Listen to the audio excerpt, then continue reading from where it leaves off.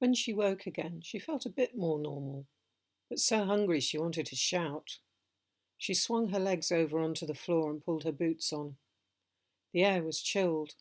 She pulled a blanket round her shoulders and wandered into the corridor. The silence prickled her nerves. Reaching the kitchen, she almost ran to the cooker, or would have if her legs had permitted it. A pan of that same soup simmered, steaming the air and setting her taste buds awake. A bowl and spoon sat on the counter next to it. She ladled as much as the bowl would take and started supping it right away, not caring that the first spoonfuls were in danger of scalding her mouth. It was soon bearable, though, in the cold room, and she was glad of the warmth slipping down her insides. What?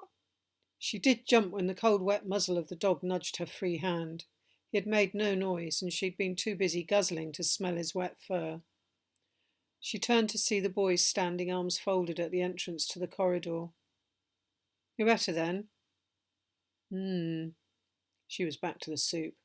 "Good. Get strong." When she looked again, he had gone, and the dog with him. They were like ghosts, those two, never quite there, but always near, a smell, a sound, a shadow. The outer door banged open, and Rich scurried in. She hadn't thought about the weather until that moment. His hat and coat were wet. There was even water dripping from the end of his nose. He grinned and rolled his eyes at her before lurching forward as Deb banged into him. "Out the way, idiot!" No change from her, then. Not really. She glanced at Mella and raised an eyebrow. Only at that moment did Mella notice that the girl had a brow that didn't quite stop in the middle. No wonder she always looked to be frowning. "What are you staring at, girl?" Mella didn't know she had been. The warm food had overfilled her, and she felt dopey, but wasn't sure she should go to bed yet again. "Sorry." She shrugged her shoulders and took the bowl to the sink, gasping at the cold of the water that came out of the tap. She put the bowl and spoon to drain and dried her hands. Deb and Rich were helping themselves to some soup too. She was starting to feel unsteady. "Let's go and sit at the table. You've been out of it for days." Rich had his soup in a mug. He put a hand under her arm to support her as she almost veered into the wall. Her insides felt odd, and she hoped she wouldn't have to make a run for it. She'd fall if she'd tried that. By the time they reached the table and she'd slumped into a chair, she felt as though she'd run a marathon. Her mouth was dry. Everything was dry, inside and out. She leaned her chin on her hands and closed her eyes. "You were so ill, Mel.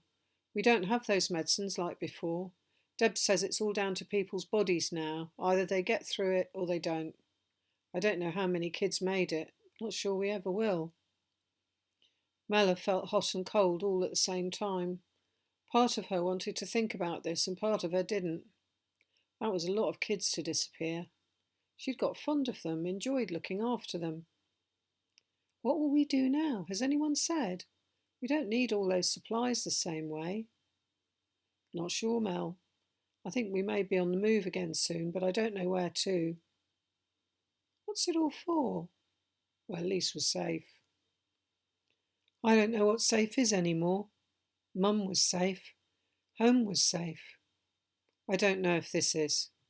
We have food, shelter, but why do we trust them?"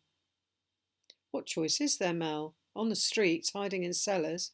How long before someone takes us?" "Who does it all, Rich? Who sorts out the supplies? Who do Deb and the other one report to?" Mella's head was spinning. Her stomach lurched. She struggled to remember the last time she'd spoken so much. Maybe she should have been worrying more, or maybe less. What a mess. Mum and Dad, especially Mum, had sheltered her, and the boys. That life had been good, but now she thought about it, there'd been signposts. The stories Mum told and the teachers at school, the practices with the sirens, the nights when they had to use candles, the glances across the table, whispers in the night when they thought she was asleep. She'd never quite heard what they said, but she could tell serious things were being spoken about. "Mel, you okay?" Rich's voice punched into her thoughts. "What was life like for you, Rich?" "What do you mean?" "Before this." Messy, Mel. We had a farm, but then things started to go wrong when the weather changed. Sometimes too much water, sometimes not enough. Then the power cuts really screwed things. What happened to your parents? I don't know, Mel. One day they went out and didn't come back. After a few days, I came to the city. Were there bombs? We had bombs. One landed on her house. She could say no more. The words stuck in her throat. She almost retched. She didn't want to think about Mum, about her arms sticking up, about the ring glittering, about her blouse fluttering in the breeze. But once she did, it got stuck. She pinched herself on the thigh hard, kept pinching until that took over and the image of Mum receded. Mel. Rich put a warm hand on her pinching hand, prized her fingers off her leg. He took her hand and stood, led her down the corridor to the back door. Hang on. He grabbed a big fluffy coat from by the door and wrapped her in it. Can't have you getting a chill with what you've been through. Come, fresh air is what you need, but it is cold. Mella almost stepped straight back in. The wind was icy cold. At least it wasn't raining, for now. Rich led her round the corner into the full blast of the wind. The yard was so different from when they'd run through with the supplies. She had no idea how long ago that was, but now the world was grey, many shades of grey, and a bit brown. No leaves, no life, and silent. Behind the rush of the wind, nothing. Not even falling buildings anymore. Mella opened the coat, allowed the wind in, feeling her skin chill down, her fingers turn icy, her cheeks burn. Oi, you Nana! Rich grabbed her back up,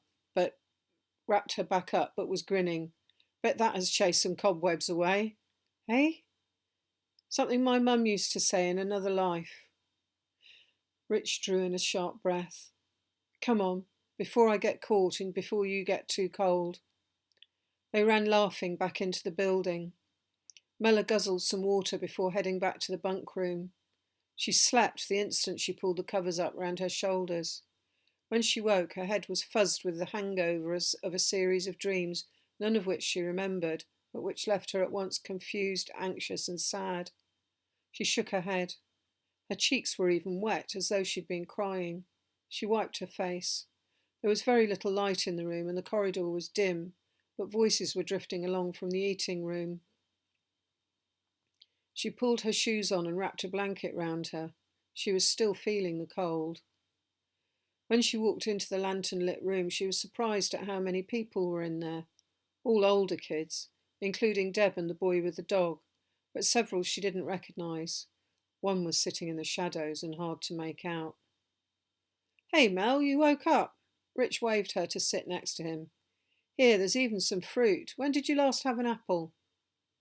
Rich passed her a knife, and she put it down, sniffing and feeling the cool round of the fruit before she tried to chop the apple he gave her the way she'd seen Mum do it.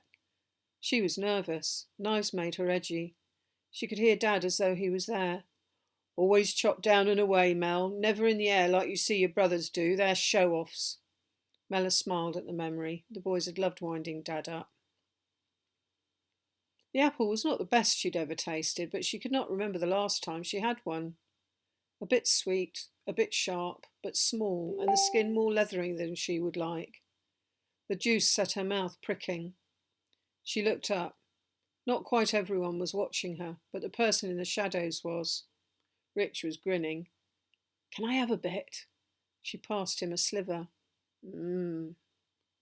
She looked to the corner.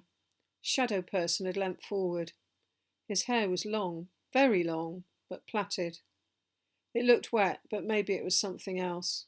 The pungent smell that hovered on the edge of her senses reminded her of something she couldn't place. He held his hands in front of him, fingertips touching, elbows on his knees. He squinted at her, then glanced round the table. Why's she still here? His voice rasped through lips that seemed not to move.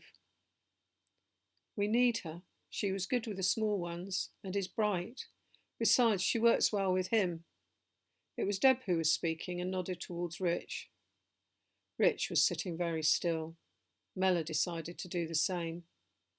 The apple was sitting heavy on her neglected stomach, but it had been good to eat it. Something with crunch and not from a tin or stew pot. Mella was breathing shallow.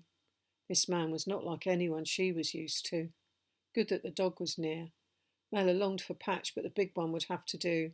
The guardian, it was watching. The man from the shadows stood. She expected him to be taller, but there was no mistaking his strength. He made her think of some people she once saw on the edge of town, when Mum and Dad had driven past in a car. The sort of people who lived in vans and forests. More and more people had been doing that. She remembered Dad saying, and her, Chris and Bill looking at each other. They'd seemed furtive somehow. She shivered. Rich winked at her. She hoped no one had seen. Shadow Man stomped out of the room and the smell went with him. Mel, you okay? Her hands were shaking. She'd no idea why. She pressed them into the table. Yeah, she wanted to say, that man wasn't nice. That he made her feel unsafe. But seeing who else was in the room, she pressed her lips together and looked down. Rich's foot brushed against hers. She pressed back. Dog boy, what was his name? She couldn't remember if she'd ever known. Oh yeah, Cliff. Turned and strode out. Deb followed him, the dog too, of course. One or two of the others did as well, leaving Rich and Mel and a boy they didn't know. He was chomping on an apple. It grated on Mella's nerves, especially the squelch of his chewing. He ate with his mouth open. Mella shuddered but resisted looking at him. Rich pressed her foot again. Let's get a drink. He stood, carefully pushing the seat back into the table. Mella stood and did the same, picking up her apple core. You want one? Noisy boy nodded without looking up. Rich scowled but headed out into the corridor. Have I ever shown you how to light this thing? Rich pointed at the stove.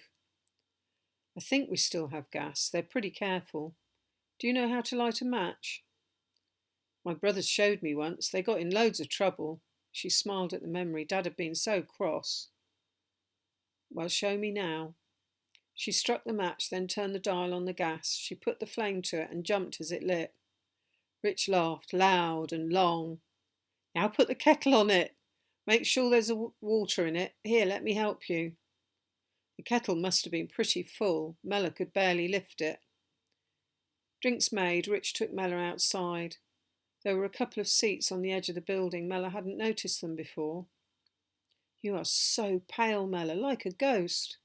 Come to think of it, you nearly were one. Oi! She cuffed his arm. Well, you were. I'm really glad you got better. I like having you around. They so nearly took you. I haven't seen any of the kids come back. He looked at her, deep into her, just for a moment, before looking away. Mella sipped the hot drink. She'd never drunk tea with Mum, but now anything was good, and the warmth slipping down as she swallowed felt good. She liked warming her hands on the mug too. Do you think we should leave?